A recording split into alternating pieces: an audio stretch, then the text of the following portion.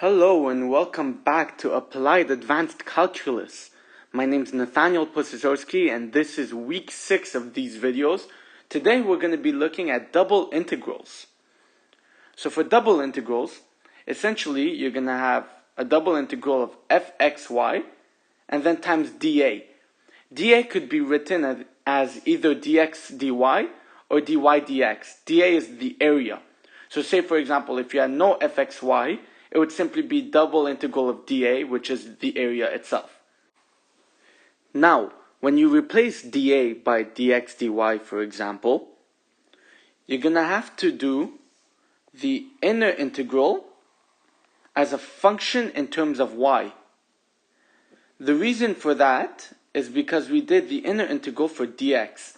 How double integrals work is you're going to pretty much break down the inner integral aside from the outer integral.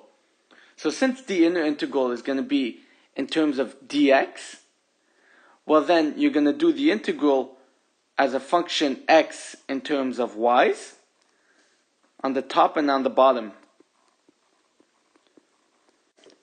The outer integral, on the other hand, is going to be a constant in terms of dy now, since we already did dx. Let's look at an example. So over here we have z is equal to cos of x squared plus y. And we're also given 3 points. A is 0, 0, B is 1, 1, and C is 1, 0.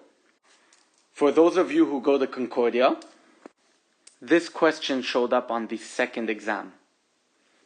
So we're asked to find the volume. Now, I want to specify that this is the volume of the surface area.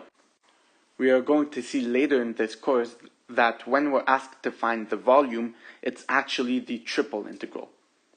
But let's calculate the volume of the surface area. Over here, the first thing you want to do is you want to take your 3 points and put them into a graph. Then you could see that you have a linear function going from 0, 0 to 1, 1. We could find that function to be y is equal to x. When we do the double integral afterwards, our inner integral is dy. So we're going to look at the y values going from the bottom to the top. Well, if we start at the bottom and we start going up, up, up, up, up, over here we reach y equals to 0. So we're going to put the 0 as the first limit for the integral. Then we're going to go up, up, up, up, up, and we're going to hit our linear line. So we're going to put y is equal to x for the top part of the integral. Then for the outer integral, we want that to be a constant. We're going to go from left to right. If we start at the left, we're going to start off by hitting x equals to 0. And we're going to go on, continue until we hit x equals to 1, as we did over here. We now have our limits for the integration, and we could go on by just solving the double integral. So first we're going to do the integral with respect to y. So that gives us simply y cos x squared plus y squared over 2, and that with limits of 0 and x.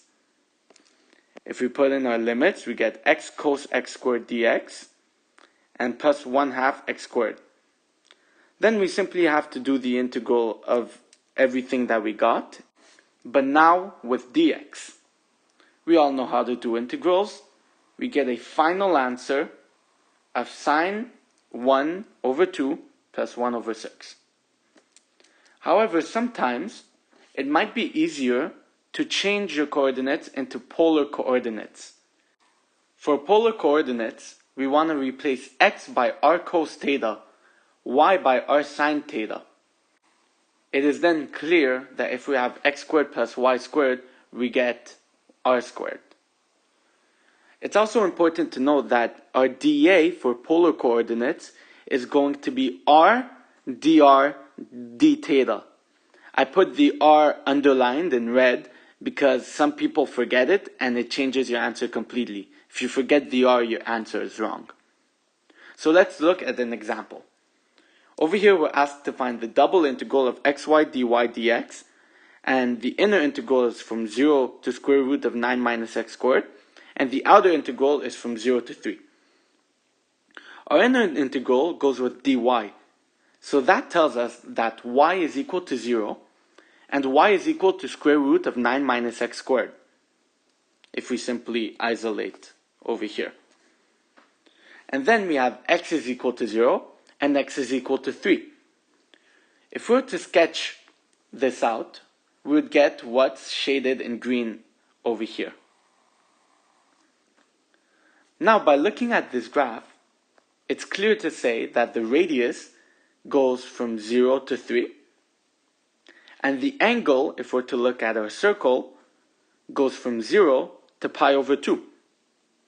We can now plug in our limits of integration, change our dA to r dr d theta, change the x to r cos theta, and change the y to r sine theta. So we'd get the following equation down below. We could then multiply all the r's, 1r, 2r, 3r, which gives r cubed, and then the inner integral is in terms of dr. So that's simply going to give r to the 4 over 4, and evaluate it from 0 to 3, which is 3 to the 4 over 4, times the outer integral, which is from 0 to pi over 2, of cos theta, sine theta, d theta. If we then evaluate that integral, we get a final answer of 3 to the 4 over 8. So that's how we do double integrals. I hope that this was helpful, and if it was, please leave a like and subscribe, and I'll see you in the next video.